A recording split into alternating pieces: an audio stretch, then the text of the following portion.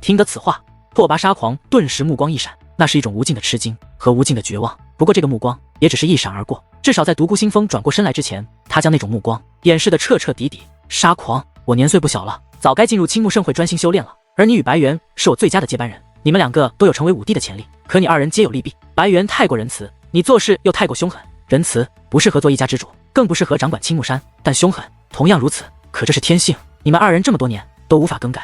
事到如今，我已不抱有让你们改掉本性的期望，但若在仁慈与凶狠之间必选其一的话，我宁愿选择后者。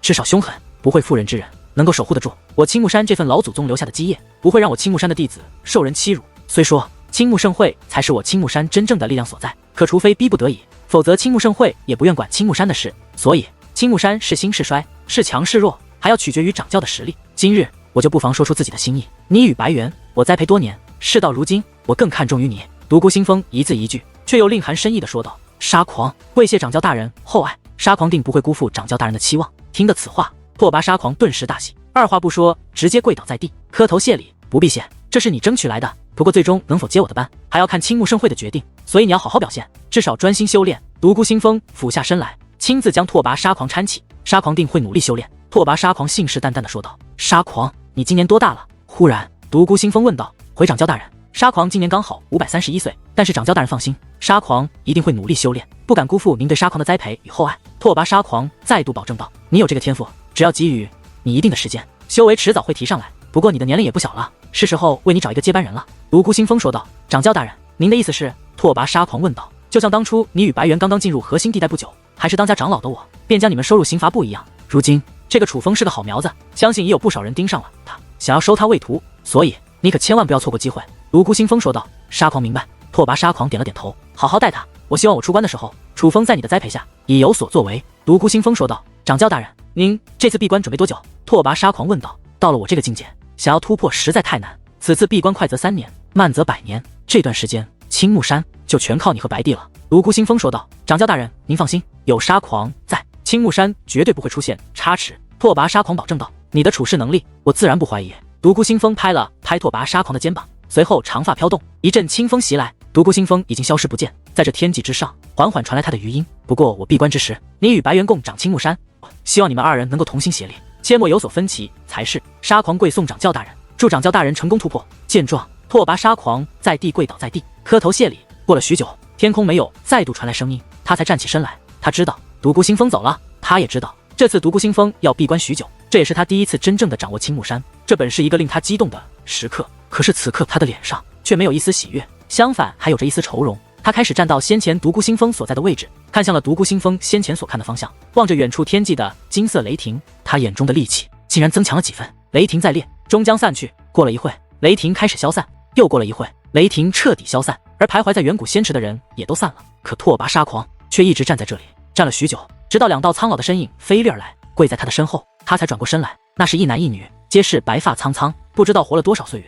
他们的实力很强，皆是半地境界，甚至气息能与魏长老比肩。他们都是刑罚部的人，并且是刑罚部的当家长老。男的叫黑红，女的叫柳絮。可哪怕身份与实力皆是顶尖，可他们两个在拓跋沙狂的面前却也谦卑至极，因为他们两个是拓跋沙狂的得力干将。楚风的事都知道了。拓跋沙狂问道。知道了。二人一同回答。楚风是个人才，黑红你亲自去把他拉拢到我刑罚部。拓跋沙狂说道。黑红遵命。黑红回道。知道怎么做吗？拓跋沙狂问道。黑红知道。黑红回道。不，你不知道。突然拓跋沙狂严厉地说道。听得此话，莫说是那黑红，就连柳絮也是一愣，二人都被拓跋沙狂这样的反应吓到了。见状，拓跋沙狂冷然一笑，他走近二人，嘴唇开始蠕动，可是所说之话却未有黑红与柳絮二人能够听到。拓跋大人，这听得拓跋沙狂的话后，二人的脸色都变得复杂起来。有异议吗？拓跋沙狂黑着脸问道。没有异议。二人摇了摇头，不敢违抗拓跋沙狂，在骨子里他们对拓跋沙狂便有着深深的惧意。没异议就去吧，今晚把事办妥。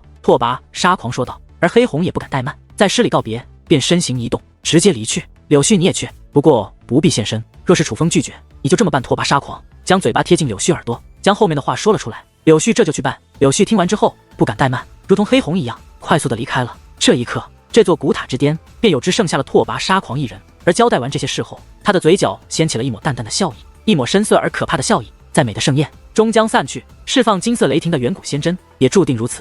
此时此刻，先不说远古仙池还有没有人徘徊，反反正楚风已经回到了自己的住所之内。事实上，不止楚风自己回到了他的住所，还有很多人尾随而来。他们大多数是想要加入修罗部，追随楚风的弟子，当然也有少数人是单纯的崇拜楚风，想要知道楚风的住址而已。而值得一提的是，崇拜楚风的人大多数是与楚风一样刚刚进入青木山的新人，并且大多数是女弟子，这也是情理之中。虽说窈窕淑女君子好逑，但因无猛男美女最爱。忽然又有一批人马出现，这批人马来到后竟不在门外等候，而是直接破门而入，走进了楚风的领地之内。见到这些人，许多弟子都是面容大变，被惊呆了，因为那批人马可不是弟子组成，而是由长老组成。这些长老1000余人，不仅浩浩荡荡，更是气势逼人，尤其他们腰间的刑罚刀更是让人望而生畏。原来这是刑罚部的人马，那位不是刑罚部的当家长老黑红长老妖，竟然连他这样的大人物也来了。这样一群大人物来到此处是要做什么？突然一位老弟子认出了为首的那位老者，而他此话一出，更是使得许多弟子大吃一惊。当家长老已是难得一见，这刑罚部的当家长老更是厉害的，想一想都害怕。如今刑罚部当家长老亲自率领这么多长老来到楚风的领地，这乃是真正的兴师动众啊！看到众人那又惊又怕的样子，黑红则是微微一笑，他并没有直接闯入楚风的宫殿，而是进入领地后便率领众人飞落而下，高声问道：“弟子楚风可在？”弟子楚风拜见诸位长老。楚风早就察觉到了刑罚部的人到来，本来还在想他们来此为何事，但眼下既然长老呼唤，他也不好不出来，所以便从容的自宫殿而出，来到众人的视线之内，当众施礼：“你便是楚风？”黑红打量一番楚风后问道：“弟子正是。”楚风如实回答：“还算一表人才，不过行事太过鲁莽，需要好好一番才是。”黑红先是自言自语，侧面贬低楚风一番，这才再度说道：“不过人才就是人才，总要加以培养。我乃刑罚部当家长老黑红，诚邀楚风加入刑罚部，不知楚风你可愿意？”什么？竟然是邀请楚风加入刑罚部的？刑罚部那是什么地方？那可是我青木山最强的分部。楚风竟然能够得到刑罚部的邀请，而且还是当家长老的邀请，这实在太牛了。黑红此话一出，在场的弟子是各种羡慕嫉妒恨。假如说加入青木山自身的分部已是堪比登天，那么加入刑罚部那更是比登天还难。虽然如今青木山内身上挂着刑罚部名头的弟子也是有，可那都是真真正正的大人物，名扬青木领域的妖孽级弟子。楚风刚刚加入青木山便获得这样的机会，这叫人如何能不羡慕？多谢长老好意，不过楚风不准备加入刑罚部。然而令所有人都想不到的是，面对这样一个大好机会，楚风却是一口拒绝，并且面容平静，就如同拒绝刑罚部的邀请乃是理所应当、不足挂齿的小事一样。这一刻，莫说是那些弟子，一个个目瞪口呆，被楚风的话语吓得不轻，就连那些刑罚部的长老也是脸色大变，一种愤怒之意涌现在他们的双眼之中。拒绝刑罚部，这对于他们来说可以说是一种耻辱，是无法容忍的事情，因为自古以来还没有一个人拒绝过刑罚部的邀请。楚风，正所谓人各有志，你既不想加入我刑罚部，我本不想多说，可是进入我刑罚部，这不仅能够历练你的心智，还能够提升你的修为。修为就不说了，主要是你的心智，你的心智太不成熟，容易冲动，若不好好磨练一番，恐怕会影响你日后的前程，甚至走火入魔也未必没有可能。所以为了你自己好，我还望你能考虑一下。黑红再度说道。长老的意思楚风明白，而楚风的回答也并非儿戏，因为这本就是深思熟虑。楚风再度回道，他的态度已经非常明确了。楚风，你别不知好歹，从我刑罚部建立以来，还没有一个人敢拒绝我刑罚部的邀请。这一刻，有其他弟子忍不住了，竟然开口呵斥起楚风，那其中的威胁之意简直不言而喻。而对于那位长老赤裸裸的威胁，黑红也并未阻止，更为斥责，就犹如这是早就安排好的一场戏一样。所以黑红很淡定，他就用那古井无波的面容锁定着楚风的脸庞，想要看看楚风此刻是什么样的反应。但是令他想不到的是，楚风的反应与他预料的完全不同。面对那长老的威胁，楚风不但没有怕，反而他的嘴角微微上翘，竟掀起了一抹轻笑，并且楚风不仅笑了，还回答了那位长老：“没有过吗？那就让我楚风做第一个好了。”楚风轻蔑的笑道，回答的不卑不亢，甚至有着明显顶撞之意。听得此话，莫说那位威胁楚风的长老，几乎刑罚部的所有长老都怒了。但是此时此刻，却唯有黑红没有动怒，反而很是平静，甚至平静的有些不合常理。人各有志，绝不强求。不过楚风，假如你日后落入魔道，做了不该做的事，可别怪我刑罚部没给你向善的机会，那个时候我刑罚部绝不留情。黑红说道：“我楚风做过的决定，从不后悔。我走什么样的路，我自己清楚，这一点就不劳各位长老费心了。”楚风说道：“好，有志气，那我们就走着瞧吧。我刑罚部会一直盯着你的。”黑红的话语依旧平静，但是最后一句却有着些许怒意。话罢，黑红便腾空而起，而刑罚部的其他长老也是紧随其后，一同离去。这一刻，围观之人惊呼一片。楚风不仅仅拒绝了刑罚部的邀请，还当众顶撞了当家长老，这也太胆大妄为了一些。而对于众人的反应，楚风却不予理会，直接转身走入了自己的宫殿之中。楚风师弟，你怎么拒绝了刑罚部的邀请啊？在楚风的宫殿内，其实有着不少人，至少修罗部的元老级人物都在。他们虽然没有出去，但却见识到了刚刚所发生的一幕，所以此刻他们如同其他人一样，都被楚风的举动吓得不轻。虽是邀请，但却毫无诚意，若是应了，那岂不是自寻没趣，自讨苦吃？然而就在他人追问之际，白若晨却淡淡的开口了。对于这刑罚部的邀请，除了楚风之外，唯有白若晨看得比较透彻。还是若晨师妹了解我啊。听了白若晨的话后，楚风也是笑了。在外人看来，刑罚部的邀请是一种难得的荣耀，是不可错失的机会。可是在楚风看来却完全不同。先不说刑罚部的邀请，话中带刺，明着邀请，暗着嘲讽，根本没有诚意。单单就说之前刑罚部的殷长老联合身心观的长老来对付楚风，这就让楚风对刑罚部的印象极为不好。可是在楚风触发了远古仙针之后，那本要对付楚风的刑罚部竟然来邀请楚风，这简直太不要脸了。莫说他们邀请的态度不好，就算态度非常好，楚风也绝对不会加入。不因为别的，只因为一个人，魏长老。魏长老与楚风没有太多的交集，可是却处处庇护于楚风，更敢在楚风最危难之际毫不犹豫地伸出援手。对于魏长老的心意，难道楚风不了解吗？他显然是看好楚风，想要楚风加入他的炼药部，否则也不可能对楚风这么好。但是在楚风触发远古仙针，名声大噪之后，魏长老却并没有提出邀请楚风，并非他不想，只是他不想趁人之危，不想让楚风觉得他帮助楚风是有目的的。而在这个时候，刑罚部竟然厚着脸皮来邀请楚风了，这与魏长老的大仁大义简直形成了鲜明的对比。所以于情于理，楚风都不会加入刑罚部，他才不管刑罚部是不是青木山最强的分部，他不想加入就不会加入，这就是楚风。可是楚风师弟，刑罚部毕竟是刑罚部，你婉拒也就可以了，这样顶撞他们以后肯定会针对你的。方拓海担心地说道。方师兄，我没得罪他们之前，刑罚部就已经针对我了，那殷长老不就是吗？楚风说道。听得楚风的话后，方拓海等人醒悟了，仔细想想，楚风所说也的确在理，可是他们仍然担心，毕竟刑罚部太可怕了，那不仅仅是青木山，全是最大的分部，更是青木山弟子最想加入的分部。至少如今青木山最顶尖最强大的弟子可都是挂着刑罚部的名头。楚风拒绝了刑罚部，表面上看是得罪了刑罚部，但实际上却得罪了很多人，因为那些弟子本身也是有着自己的分部，并且是真正的强大分部。刑罚部也就算了，他们毕竟不能明目张胆地对付楚风，但是弟子就不同了，那些妖孽级的弟子完全可以踢场为民，将修罗部搞得体无完肤，因为他们具备这个实力。诸位，我知道你们担心什么，你们若是害怕了，完全可以离开修罗部，因为修罗部的当家只要是我，注定不能一帆风顺，他要在逆境中成长，而究竟要逆境到什么地步，我也不能确定，但我能确定的是，身在修罗部的你们都要与他一同成长，在逆境中成长。突然楚风说道。楚风不傻，什么事情他想不到，当他拒绝刑罚部的那一刻，就知道以后的日子可能不好过，但是他这么做了就不后悔，因为他知道就算他不拒绝刑罚部，以后的日子也未必好过，而难为他的很可能仍是刑罚部。楚风师弟，你开什么玩笑？虽然我方拓海以前是个软蛋，现在也是个软蛋，但是我不准备一辈子做软蛋，别人我不管，反正我方拓海是跟你跟定了，这辈子都认准着修罗部了，修罗部在，我方拓海在，修罗部亡，我方拓海也不苟活。方拓海拍着胸脯，甚至略显激动，信誓旦旦地说道。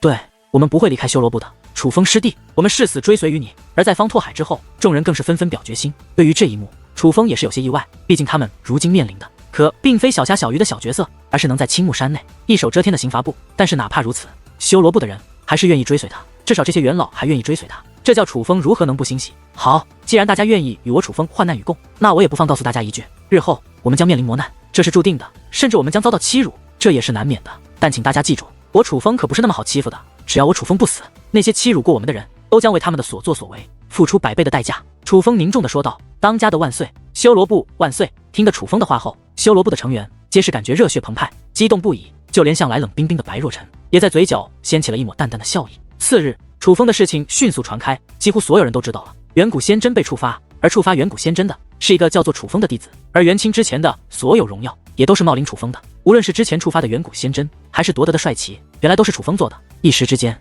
无数新人弟子想要加入修罗部，想要追随这位新生代的超级天才。可是很快的，又有一个爆炸性的消息传开，那就是楚风拒绝了刑罚部的邀请，甚至还当众顶撞刑罚部的当家长老。以讹传讹，水分越来越大，本是小小的顶撞，甚至后面被某些人传承了，楚风差点与刑罚部长老动手，闹得不可开交。虽然这是一个负面性的消息，的确让一部分想要加入修罗部的人胆怯了，退缩了，但却也让更多人喜欢上了楚风。至少他们看来，这楚风够有野性，够有胆识，是一个少见的有种之人。而就自己被推上风口浪尖，成为整座青木山无论是长老还是弟子都热议的话题之际，楚风却来到了任务广场，兑换属于他的荣誉。楚风获得了1万颗五珠、1000颗功德点、极品王兵1把，还得到了一座超级豪华的领地。不过眼下，楚风却来到了青木山的禁地之一，这里是青木山的武技部，因为他拿到属于他的最后一份奖品。此时此刻，展现在楚风面前的皆是武技，琳琅满目，数不胜数。这可不是普通的武技，而是竞技武技。莫说是人境武技，就连的劲武技也是夺得惊人。这里充分地展现出了青木山的实力，真正的庞然大物，可是绝对不缺少武技的。师长老，这里的武技我能修炼几本？楚风问向了身旁那位满头红发却又人高马大，壮得如同一只大象般的老者。这位可并非寻常的长老，而是武技部的当家长老之一。师长老，楚风小友，这里的武技你可以随意修炼，只要你愿意，就算将这里所有的武技都修炼个遍也是可以。师长老和善的一笑，但却露出了他那满嘴尖利的牙齿，因为这位师长老不是一个人，而是一只妖兽。随便修炼吗？待遇还真不错，不过这些武技品质似乎不高啊。楚风扫了一眼后说道，好眼力。不过楚风，你应该知道，武技的品质越高，修炼难度也就越高。这里的竞技武技虽然品质不是很高，但却比较适合你们这些新入门的弟子。其实这并非是我青木山小气，只是为了方便新人弟子而已。毕竟有一句话说的好，吃多嚼不烂，修炼更是不可急功近利。假如给新人弟子一些品质极高的武技，他无法在短时间内掌握，反而花了大量时间在那上面，这就等于浪费时间，是在耽误人。对于楚风的话，师长老也不生气，反而是耐心的解释道，这并非是师长老脾气好，而是因为他给楚风的待遇好。其实换作每年其他弟子来兑换奖励的时候，师长老可不会亲自出马进行接待。今日他之所以会亲自出马，自然与楚风触发了远古仙针有着一定的关系。师长老说的在理，对于师长老的解释，楚风也是赞同的点了点头。毕竟不是所有人都有他这样的天赋，莫说品质极高的竞武技，其实连普通的竞武技也不是谁都能够修炼成功的。这东西被称为竞技武技，可不是没有原因的。楚风，你若觉得这里的武技品质低，其实我倒是可以破例让你看看高品质的武技，只不过那里的武技可就不能随便修炼了，我最多只能让你挑选一本，而且作为条件，这里的武技你也同样不能随便修炼，你可以愿意？师长老笑眯眯地问道，这就像是在做一个交易。那就多谢师长老了。楚风抱拳道谢。得竞武技，楚风已经掌握的劲苍冥斩和龙凤舞长空了，那都是品质极高的地境武技，所以寻常的竞武技楚风真是没兴趣，唯有品质高的才能让楚风有所兴趣。见楚风应下，师长老也不怠慢，直接带着楚风离开此处，前往了另外一处存放武技的地方。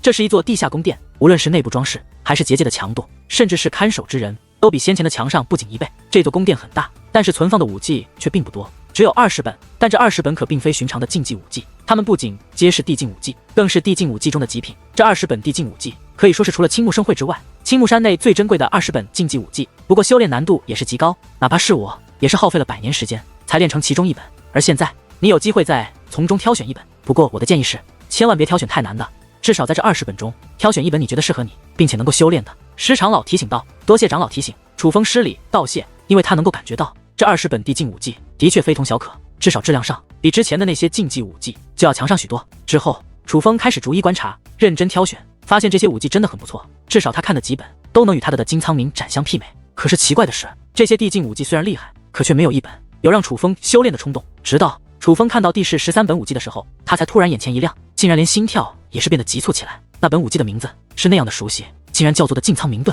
的劲苍冥遁，怎么会有这本武技？这与我的劲苍冥斩莫非有着什么联系？看到这本武技，楚风已经无法一动不伐了，眼睛深深的被那本武技所吸引。楚风，你该不会是看中了这本武技吧？见状，师长老眉头微皱，试探性的问道，师长老，莫非这本武技有何不妥吗？楚风问道。这本武技的确很不妥，首先它很难修炼，并且它是一个残本。师长老说道。残本？这本武技若是残本，岂不是无法修炼？您怎么又说它很难修炼？楚风听出了其中的端倪，聪明，说它难以修炼是因为它真的很难修炼，但却还可以修炼；说它是残本，是因为哪怕修炼成功，其实也没有太大的威力，至少与这里的其他地境武技相比差了很多，只能算是的境武技中寻常的货色。可是这本武技的修炼难度又可以说是这20本地境武技中最难的，至少我从没见过这么难修炼的境武技。你想想，用极大的精力去修炼一本寻常的武技，这是不是太不划算了？师长老问道。如果真是这样，那修炼这本武技的确没有什么意义。可是这本武技既然能摆放在这里，我想一定有着它的原因吧？楚风问道。没错，这本武技极为古老，可以说是我青木山最古老的一本武技，在青木山创立之初就有它了，因为它乃是我青木山的开山祖师带回来的。但是又没人知道这本武技的出自何处，是何人所创，只知道这本武技非常厉害，乃是能够与天境武技媲美的武技，威力惊世骇俗，绝非寻常武技可比。为了获得那媲美天境武技的力量，青木山的历代前辈不知多少人曾修炼过这本武技，可是能够掌握这本武技的人却少之又少。据记载，几万年前曾有一位天资卓越的前辈，年轻时位列青木继承榜第1位，同期弟子几乎无人可敌。那个时候所有人都觉得他日后会继承掌教之位，因为他的天赋简直无与伦比。可是他为了获得这的劲苍冥遁，那天境武技的威力，耗费了巨大的精力，几乎不做任何事，整日钻研这本武技的修炼之法，这使得他的修为进展缓慢，最终跌落青木继承榜，从最强的天才成为了平庸的天才。而在他449岁那年，他终于练成了这本地进仓明盾。那时可是惊动了好多人，毕竟天境武技如同传说一般，那是极为珍贵之物。天境武技的威力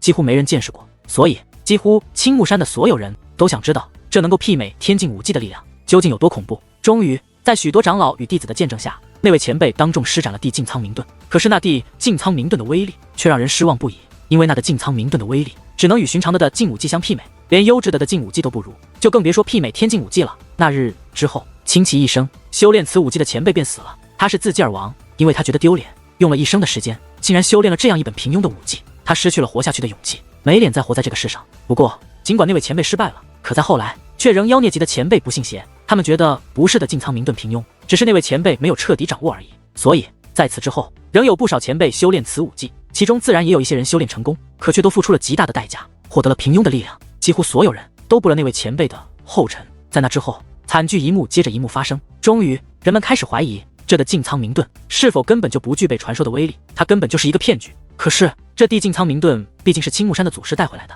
并且是祖师亲自将它列为优质武技之列的，它怎么可能是假的？所以有人分析，的进仓明盾也许真的有传说中的威力，只不过这一本却是一个残本，它是不完整的，所以哪怕可以修炼成功，但却也不具备天境武技的威力。施长老详细的讲述道。听得施长老的话后，楚风也是倍感吃惊，甚至本就急促的心跳竟然变得更加强烈起来。得进仓明盾与的进仓明斩如此相像，是个人就能看出来，他们之间应该有着某种联系。如果说得进仓明盾是残本，那么完整本会不会与的进仓明斩有关？或者说这的进仓明盾与的进仓明斩皆是残本，唯有二者合一才是完整本？想不到这的进仓明盾还有着这样的来历，不过我还是想尝试一下。楚风说道。楚风小友，我劝你还是再考虑一下吧，因为这地进仓明盾就算修成也没有太大的作用，与其浪费那些时间，还不如修炼一本更适合你的。施长老耐心的劝道，他确实是为楚风好，他害怕楚风步了那些前辈的后尘。施长老，多谢您的好意，不过我真的很想尝试一下，希望施长老能够成全。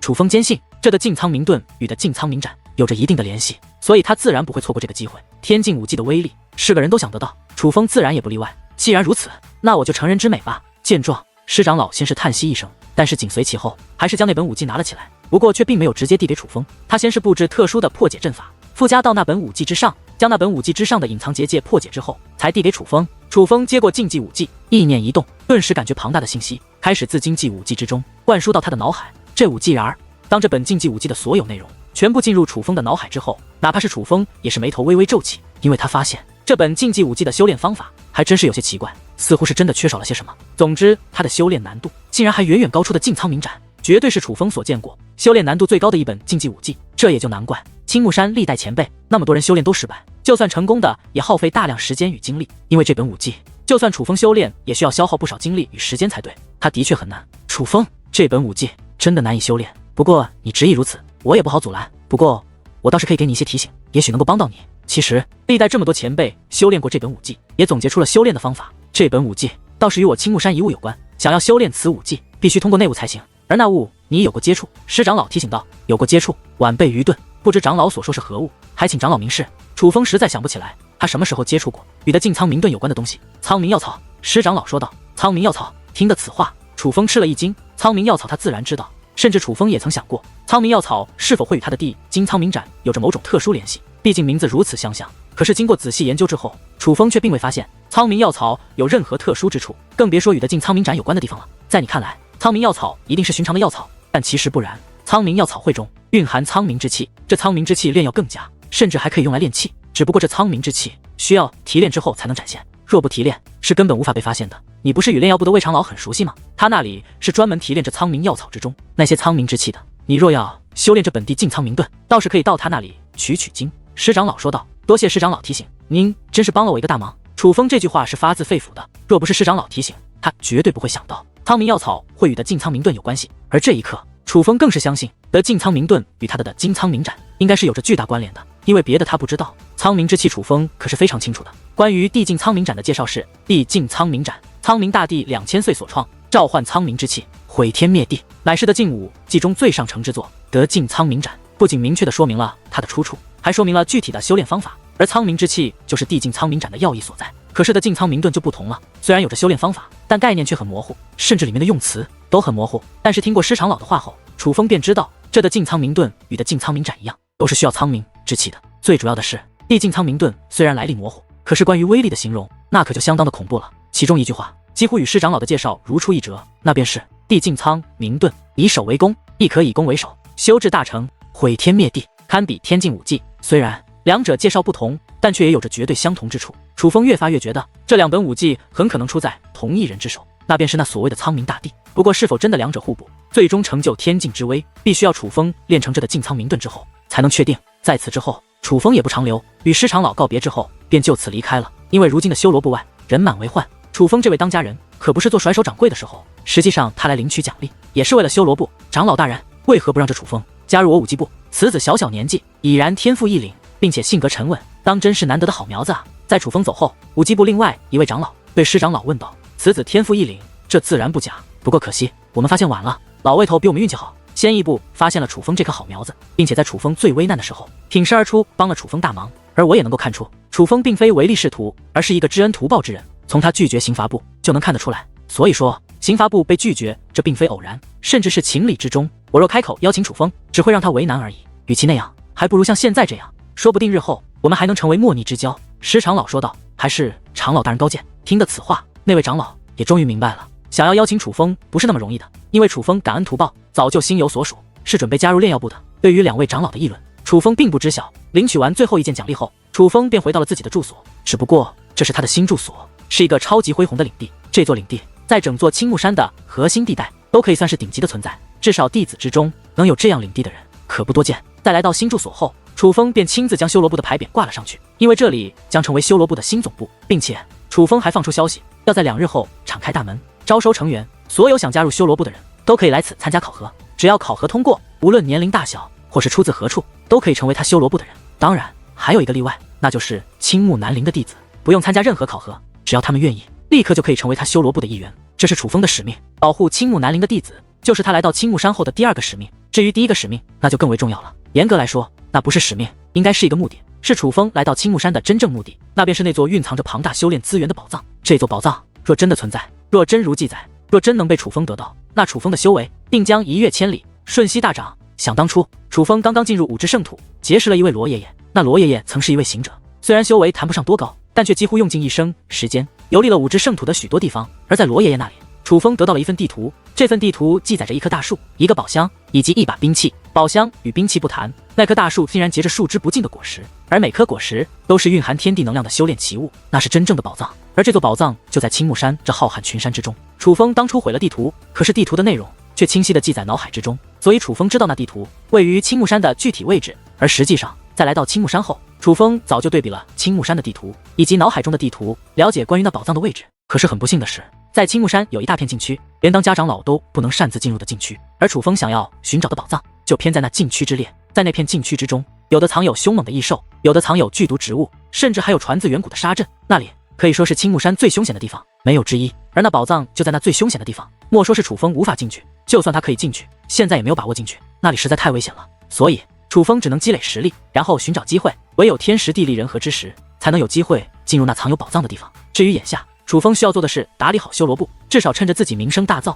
扩大修罗部的势力。楚风的宣传很有成效，短短2日时间，就有许多弟子来到了修罗部的大门前，想要加入修罗部。羽化部的龙晨义更是带着龙晨富等人前来道贺，甚至许多不认识的分部也前来道贺，想要与楚风攀些关系。楚风不是一个自负的人，虽然知道这些人是虚情假意，可也不会无缘无故的得罪他们，所以只要是前来道贺的分部，无论实力强弱，楚风都会奉为贵客，赐予上座。此时此刻，修罗部的领地大门敞开，浩瀚的领地内，无数个想要加入修罗部的人进入楚风设立的阵法参加考核，而楚风与龙晨义等人则在一处闲聊，一边观看，欣赏着这激动人心、值得纪念的一刻。这代表着修罗部真正崛起的一刻。赵翔，给我滚出来！别以为加入了这修罗部，老子就不敢收拾你。今天你自己站出来也就罢了，你要是不站出来，我就连这修罗部一同拆了。可是就在这一片祥和之际，修罗部的大门外突然传来一道恶意十足的呼喊声，定目望去，一大群人马正浩浩荡荡地向修罗部挺劲儿来。这群人竟有2000之多，而在他们的手臂上都挂着一个兵器部的标志。这群人的实力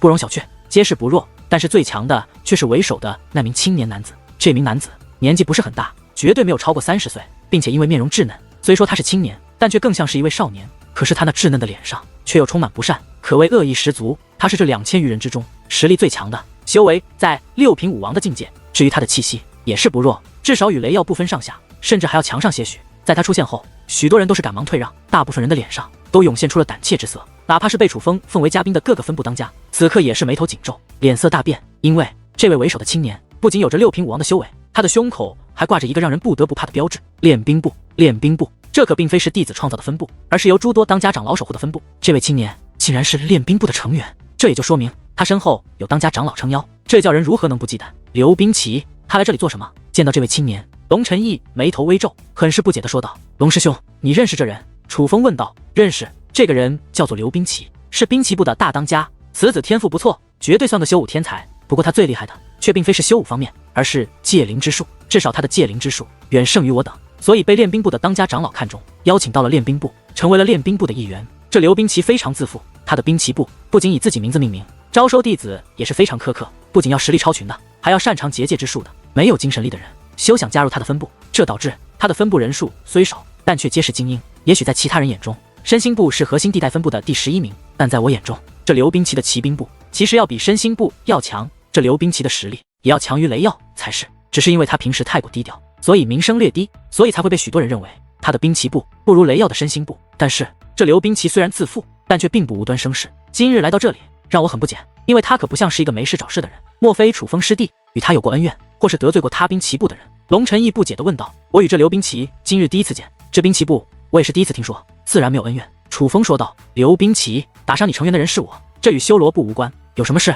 你冲着我来，不要在我修罗部大呼小叫。然而就在这时，修罗部的成员之中突然站出了一名男子，这名男子修为不弱，竟然达到了4品武王。这样的修为，哪怕是放在如今的修罗部内，也算得上是顶尖的存在。至少他的真实修为比楚风这位大当家的还要高。而最主要的是，此时此刻，这名男子不仅站了出来，还身形一纵，飞上高空，最终站在了那刘冰奇的面前。王威师姐，方师兄，你们可有人知道这人是谁？楚风问道。虽然考核阵法是他不知的，可是招收成员的细节却是由王威和方拓海负责的。楚风师弟，这人叫做赵翔，昨天刚刚加入我修罗部，他修为很强，天赋也不错，在你布置的考核阵法之中，他都获得了优的成绩。因为他修为很高，我之前还特意与他深聊过，得知他自己曾创立过一个分部，不过好像因为得罪了什么人，被迫被解散了。而他之所以加入我修罗部，也并非像是想依仗我修罗部，按他自己所说，他是因为欣赏你，所以才加入修罗部的，他是纯粹的为了追随你而来。王威说道。这个叫赵翔的，倒像是一个爷们，至少这种敢做敢当的性格，我很喜欢。我修罗部就需要这样的人。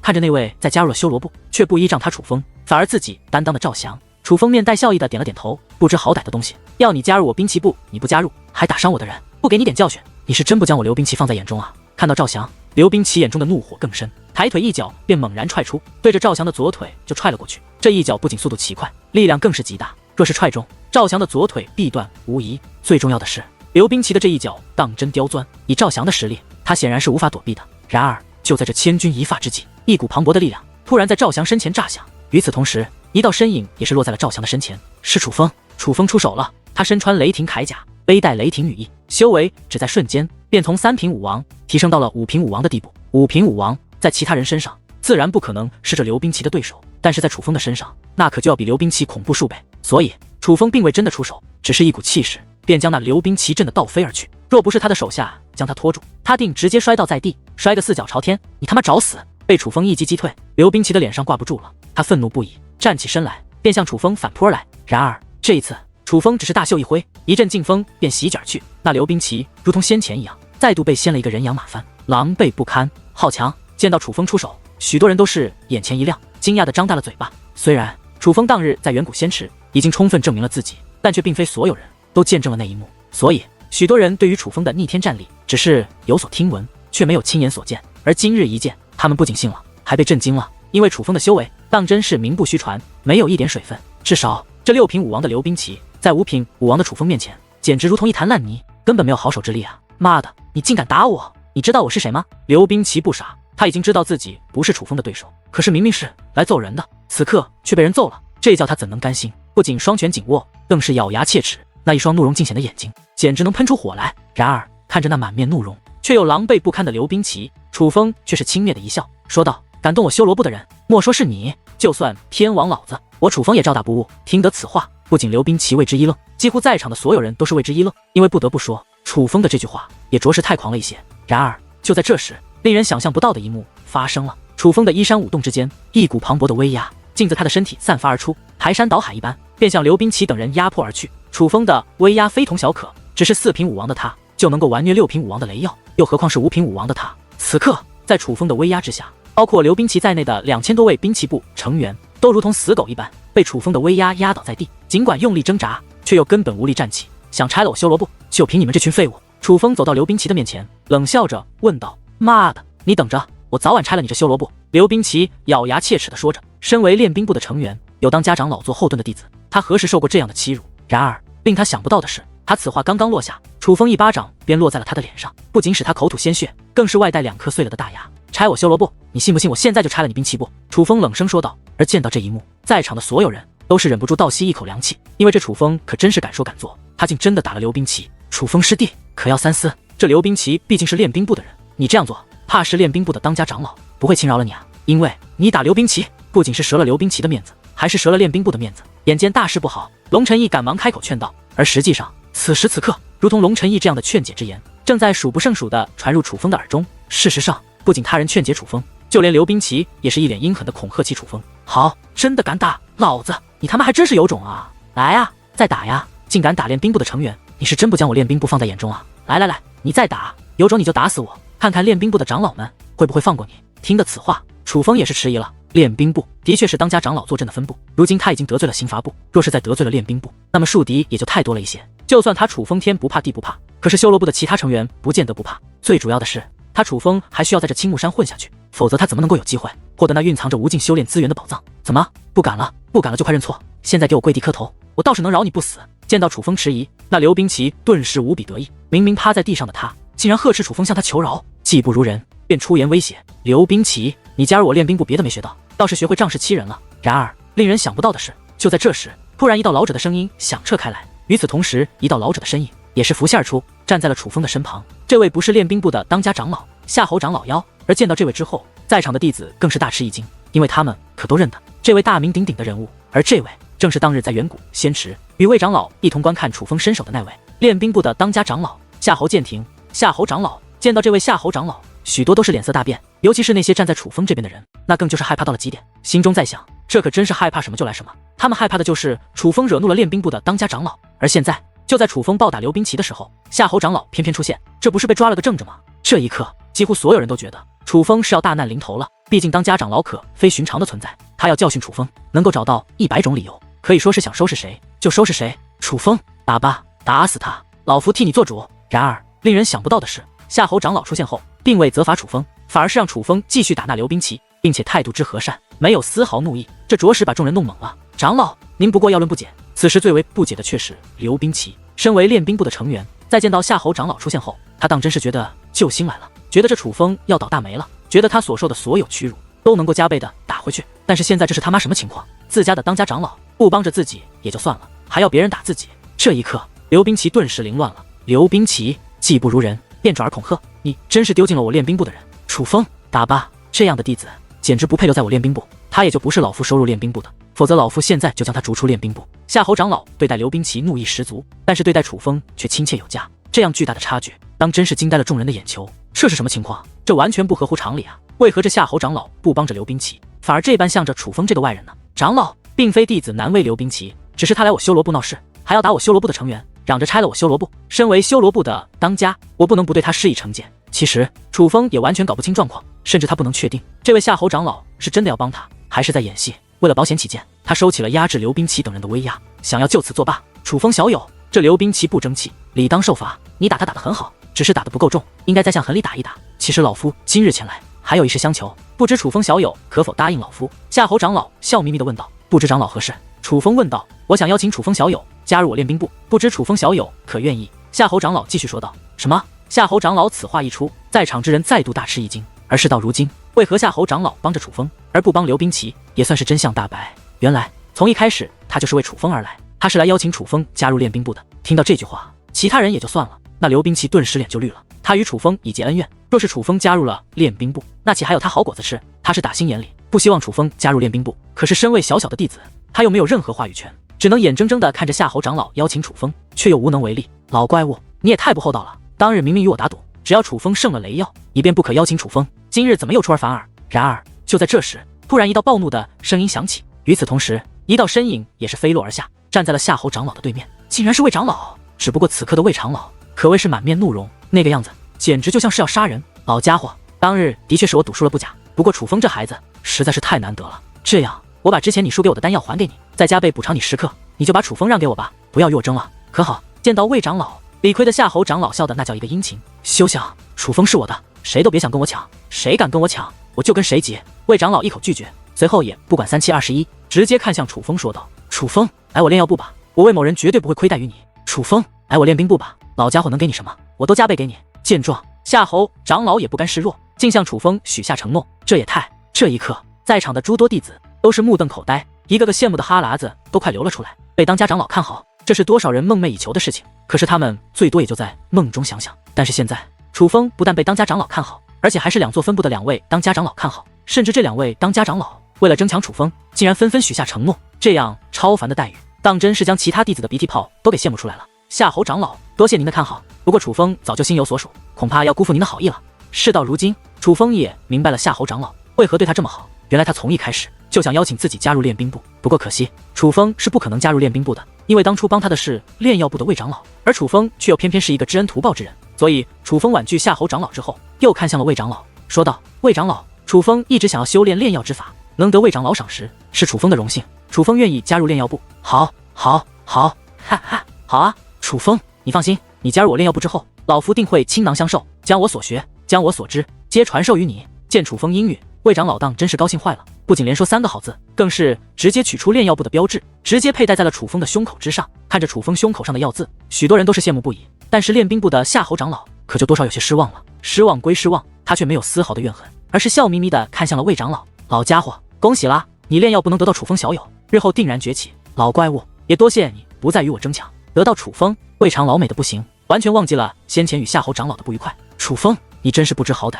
夏侯长老的邀请你居然拒绝，你何德何能？今日我刘冰奇就代表练兵部向你挑战，我倒要看看你有何本事，竟敢拒绝夏侯长老的邀请。然而令人想不到的是，在夏侯长老的邀请失败之后，刘冰奇竟然大义凛然地向楚风发出了挑战。他的此举非常明显，这就是要替夏侯长老报仇，替练兵部出头，好好教训一下楚风。就凭你对于刘冰奇的挑衅，楚风却是微微一笑，并且笑得极为轻蔑。没错，不过我要与你斗的不是武力，而是结界之术。刘冰奇一脸自信地说道。结界之术，你想怎么比？楚风问道。就比拼结界之术之中的练兵之法，你可敢？刘冰奇问道。无耻！听得此话，众人惊呼一片，骂声不断，纷纷觉得刘冰奇无耻至极。刘冰奇是什么人？他结界之术本来就出众，精神力更是强悍之极，否则也不可能再来到青木山没多久，便被练兵部的当家长老邀请到练兵部。而他既然是练兵部的成员，那自然已经得到了练兵部练兵之法的传承，再加上他在练兵部已修炼几年之久，他如今的练兵之术肯定高超无比。他现在与楚风比拼结界之术也就算了，竟然还提出与楚风比拼练兵之法，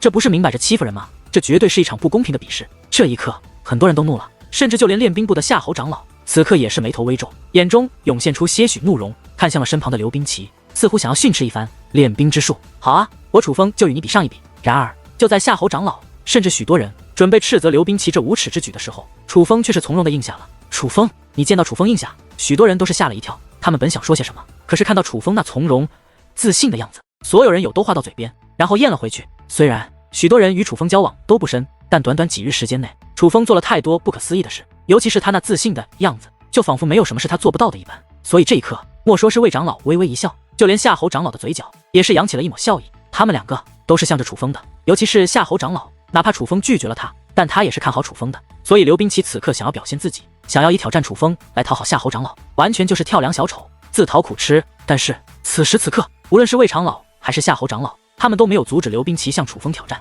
因为他们想看看在楚风的身上是否还能看到更多的精彩。不错，有胆识，不过那只是别人眼中而已，在我眼中，你这完全就是自讨苦吃。见楚风应下，刘冰奇却是讽刺一笑，随后说道：来吧，炼制兵器，质量取胜。话罢，刘冰奇双手交加，急速变换，一层磅礴的金色结界之力便自其体内涌现而出，而在他的操纵下，很快便凝聚成了一座阵法。阵法成型，刘冰奇又取下乾坤袋，在其操纵之下，无数种形态各异、质量不同材料开始纷纷落入阵法之中。刘冰奇手段高超，且又行云流水，一套做下来简直堪称完美，看得在场之人皆是啧啧称奇。哪怕是那些不喜欢刘冰奇的人，此刻也是眼前一亮，为刘冰奇的手段而感到赞叹。不管战力如何，但至少这刘冰奇的结界之力当真厉害，如此年纪便拥有如此金色结界之力，这样的人哪怕在武之圣土也是少见，而他练兵之法真的堪称完美。莫说是这些不是练兵部的弟子，恐怕就连练兵部的寻常长老，在练兵之法上也未必有着刘冰奇厉害。感受到众人那赞叹的目光，以及阵阵窃窃私语的议论，刘冰奇更是得意无比。突然，刘冰奇掌心一翻，一只小鼎便出现在掌心之上，而只见其手掌轻抛，那小鼎便急速扩大，眨眼之间竟化作高达10米的巨鼎，落在了刘冰奇的身前。练兵鼎，见到这座鼎，许多人都是眼前一亮，随后倒吸了一口凉气。练兵鼎乃是练兵的至宝，在练兵鼎内炼制兵器，会完美的提升兵器的质量。但是练兵鼎非寻常之物，甚至可以说是价值连城，可遇而不可求的宝贝。据说刘冰奇的这个练兵鼎，还是当初他进入练兵部之时，邀请他的那位当家长老送给他的礼物。可是正因为练兵鼎珍贵无比，所以人们自然觉得楚风不可能拥有练兵鼎。楚风没有，刘冰奇有，他不但有，而且还用了。这样一来，这场本就不公平的竞争，岂不是更加不公平了？卑鄙，简直卑鄙到了极点。这刘冰奇也太过分了，不但以自己的专长和楚风斗，而且还使用楚风没有的辅助工具，他还要不要脸？见到这一幕，许多修罗部以及羽化部的成员都忍不住咒骂起来，甚至其他一些弟子也是开始纷纷咒骂，因为刘冰奇的所作所为的确有失公平，过分的有些过头了。但是刘冰奇却不在乎他人怎么看，将这练兵鼎祭奠而出后，刘冰奇意念一动，那半空之上的练兵阵法便开始浓缩，最终融入了那练兵鼎之中。阵法入鼎，刘冰奇再度布置结界，将那练兵鼎的鼎口封锁。至此，他这练兵阵法已然彻底完成。我炼制的乃是骑兵，6个时辰便可完成，一切完毕。刘冰奇开口说道，随后又将那挑衅的目光看向了楚风。炼制的竟然是骑兵，这么快的速度，炼制出一把骑兵吗？真是厉害啊！听得此话，许多人忍不住再度惊叹起来。虽然对于金袍界灵师来说，炼制骑兵并非难事，可这也是耗费时间的事情。可是这刘冰奇一套阵法下来，行云流水，一气呵成，不过片刻功夫就已完成，并且6个时辰内将骑兵练出，这样的速度当真骇人，至少是寻常的金袍界灵师所不能。所以哪怕人们再看不惯刘冰奇的为人，甚至都在咒骂刘冰奇的为人，可是却也不得不再度为他的练兵之法所点头。人品不论，至少练兵之法的造诣，刘冰奇得到了在场之人的认可。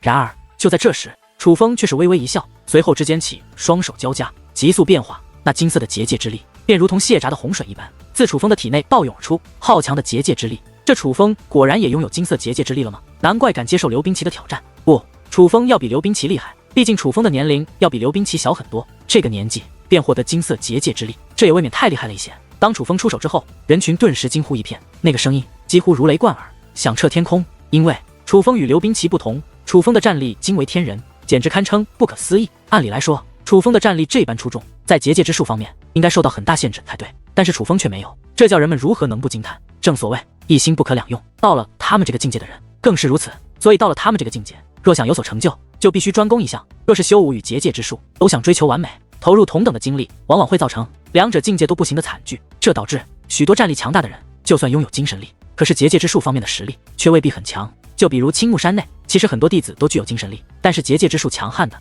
却很少，因为他们大部分人追求的乃是修武的境界和强悍的战力。而也有一些人，虽然战力方面不是很逆天，可是结界之术却非常恐怖。刘冰奇就是这种人，甚至在结界之术上的造诣，刘冰奇也是堪称妖孽级的。实际上，无论是战力逆天的，还是结界之术超群的，只要到达一定的境界，都可以被称为妖孽。因为在同等的修为下，也有不少强大的界灵师，只凭借界灵之术就能战胜过战力逆天的修武者。在武之圣土，其实就有过这样一个活生生的案例，一位伟大的界灵师，修为虽高，但战力却很平常。无论他怎么做，他的战力都只是寻常之列，没有丝毫超凡表现。但是在结界之术上，他却有着超凡的天赋，能够快速掌握其他人倾其一生也无法掌握的手段，所以他便放弃战力上的追求，专攻结界之术上的力量。渐渐的导致他的所有攻击手段都是结界之术，哪怕不召唤界灵，他也有着极为恐怖的力量。终有一日，他与一位战力逆天战力的修武者交手了。他们二人虽是同等修为，但是那位修武者却拥有逆天战力，不仅战力恐怖，更是掌握着无数种强大的武技，攻击手段相当骇人。可那位界灵师竟偏偏用自己掌握的结界之术，与那位战力逆天的修武者交战10天10夜，最终还获得了这场胜利。而那位伟大的界灵师，如今还活在这个世界，并且还加入了9世之一界师联盟。他是如今武之圣土最伟大的界灵师之一，也是界灵之术方面妖孽级人物的最佳代表。所以说，无论是战力逆天的，还是结界超群的，都可以被称为妖孽。人们觉得楚风是战力方面的妖孽，刘冰奇是结界方面的妖孽，但是现在他们却发现他们错了，因为除了2种妖孽之外，其实还有一种妖孽。这种妖孽不仅战力逆天，结界之术也是相当利奥的，能够做到一心二用，两法同修，在玄功武技与界灵之术上都能够获得常人所无法掌握的力量。这种人是少之又少，被称为完美妖孽。而现在来看，楚风似乎非常接近这个标准，这叫人们如何能不惊叹？不过是拥有金色结界之力而已，这可不代表就是金袍界灵师了。金袍界灵师的标准可是非常高的，而这主要体现在对结界之术的运用上。我就不信这楚风能够达到金袍界灵师的水平。在众人惊叹于楚风的金色结界之时，刘冰奇却在心中轻蔑的冷笑。在他来看，与楚风比拼练兵之法，他是必胜无疑，并且是完虐楚风。但是令他想不到的是，楚风不仅结界厉害，对结界的操控能力更是强悍。此时此刻，楚风一边凝聚结界，一边向结界阵法之中丢入材料，手法之快，甚至比刘冰奇还要流畅。做得这么快，我就不信你能凝聚出好的阵法。眼看着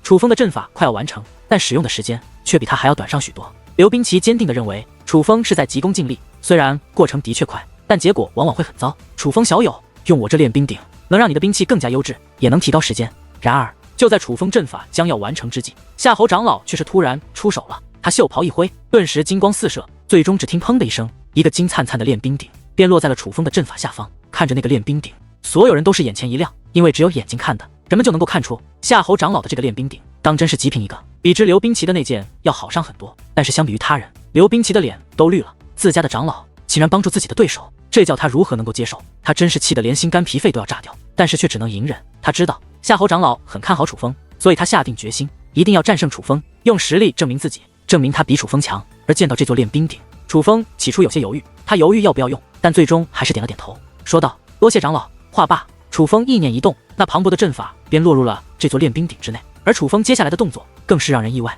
因为他明明是第一次用这练兵鼎，可却知晓练兵鼎的封鼎之法，操作之流畅，连练兵部的当家长老夏侯长老也是不住的点头。当楚风的练兵鼎封鼎完毕之后，他就盘坐在了练兵鼎之前，就此二人的阵法皆已布置完毕，剩下的乃是漫长的等待。6个时辰之后，天不仅已黑，并且已是深夜。可是当刘冰奇打开练兵鼎之后，却是光芒四射，使得这方天地如同白昼一般明亮。但是这光芒不算什么，伴随那光芒而来的乃是一把金灿灿的大刀。这把刀乃是一把骑兵，并且是品质极佳的骑兵。当它出现的那一刻，在场的所有人就能够感受到这把骑兵的厉害。说到做到，说用6个时辰就用6个时辰。楚风，我炼制的骑兵已经出来有一会了，算算时间，你炼制的骑兵也已经超过了6个时辰。楚风，这场切磋你输了。握着自己炼制的那把骑兵，再看看楚风那毫无动静的练兵鼎，刘冰奇一脸得意地说道。